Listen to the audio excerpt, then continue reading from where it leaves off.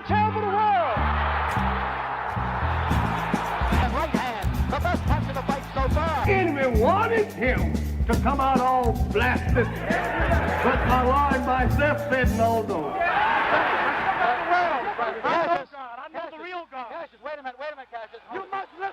نن تاسو ته هغه شخص در پیژنم چې یوازې څوک وهونکی نه بلکې یو مبارز چې د نړۍ د تاریخ پاڼه یې بدله کړه.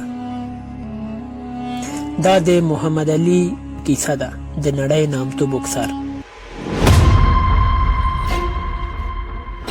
محمد علي په کال 1942 د جنورۍ په 18 د امریکا په کینټکی ایالت په لویزویل ښار کې زیږېدلی. اصلي نوم یې کاشیوس مارسیلس کیلی و.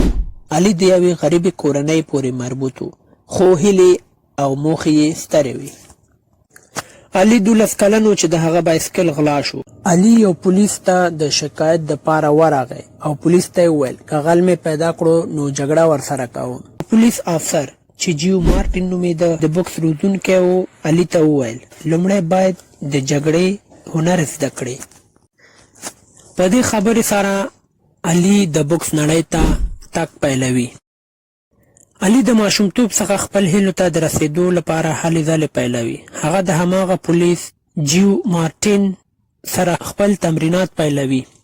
علي ځانګړې تګلاره، په ځان باور، دا هغه څیزونه وو چې د علي نوم یې ډېر ژر روښانه کړه. هغه په کال 1960 د روم په اولمپیک لوبو کې ګډون وکړ او د سرو زرو مډال یې وګاټه. دا د علي لپاره صرف یو پیل و. هغه په کال 1964 کې یوازې 22 کلن و چې د نړۍ نامتو بوکسر سونی لیسټر ته یې ماته ورکړه. As Liston reaches with a left lead, Clay will counter with a right over the left and drop the challenger.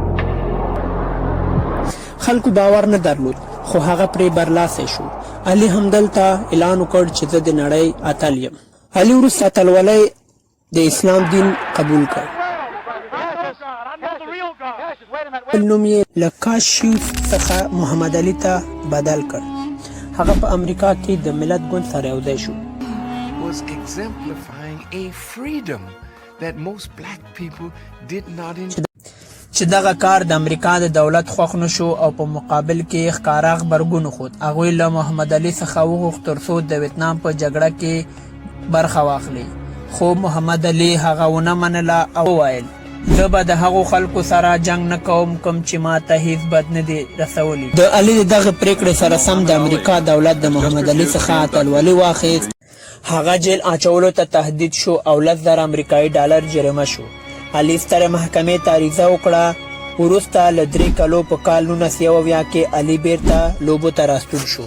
راستنېدو سره سم د جو فریزر پر وړاندې د ډیکیډ فایټ یا د قرن جګړې تر نامه لاندې یو سیالي ترسره کړه چې دغه سیالي علي وبایلله. 5 seconds. We'll have an interview with the winner and maybe with the loser. There it is. Great fight. I'm going to show you that now.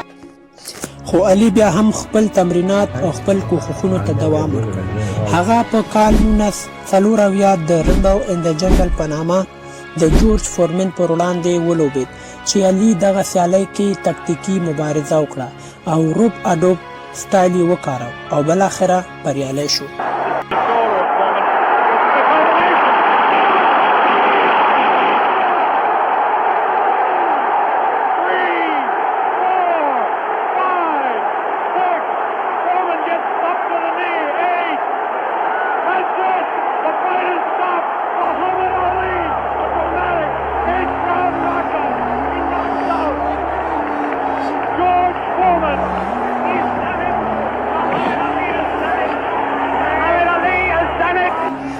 او یو ځل بیا د نړۍ اتلولي وګټله.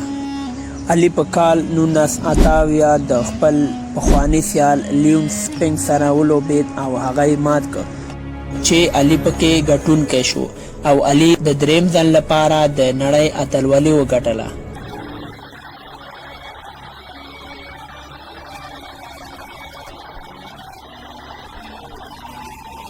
علي په کال 1980 کې د بوکس د نړۍ سره خدای پاماني وکړه. هغه په ټوټال 56 لوبو کې یوازې 29 لوبې ناکاوټ په بڼه ګټلې وو. محمد علي له تقاعد وروسته د بشري حقونو لپاره کار پیل کړ.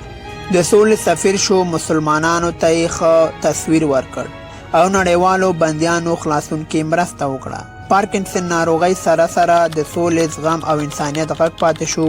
بالاخره محمد علي د 2014 کال د جون په 3 د 4 کلونو په عمر وفات شو.